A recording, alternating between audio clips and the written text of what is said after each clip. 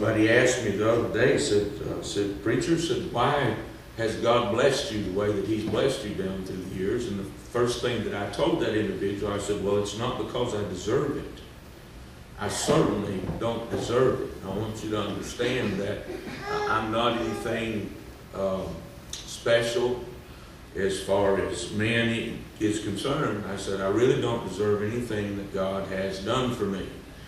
But I said this, you know, over the past 30 years, I have strived to do my best to be faithful as God has directed my heart.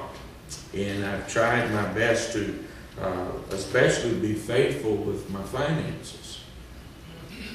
And especially after going to Dr. Tabb's school, and one of the courses deals with Christian finances and our responsibility. And you know, when I went through that particular course, I thought, you know, I sure wish that I'd learned this 15 years earlier, because things would have been so much different. Amen.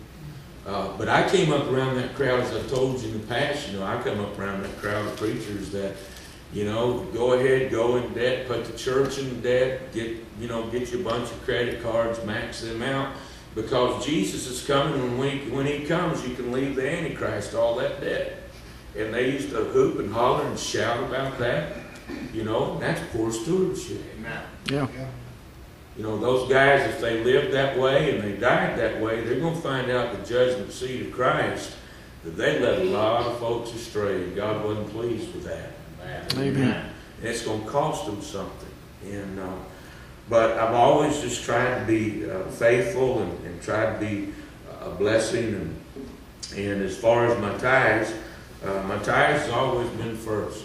Wasn't second, wasn't third, wasn't somewhere down the list of things. That was taken care of irregardless of whether anything else ever got taken care of or not. And so God has done His part and has always been faithful. And I'm so thankful for that. And He's gone above and beyond. Amen. Amen. And you know, young Christians, they're impatient. You remember when you was a young Christian, you was impatient too. So I'm not saying anything to belittle young Christians, but young Christians and young people have a tendency to be impatient. And a lot of times they'll look at somebody that's been living for God for 30 or 40 years and see how God's blessed them. And they want God to do that for them, but they want God to do it for them right then. As a young Christian. But it doesn't work that way.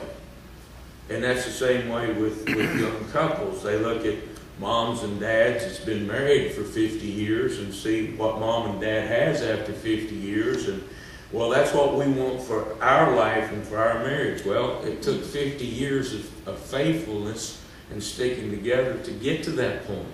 Yeah. So that's one of the things that teaches you patience. Amen. Amen.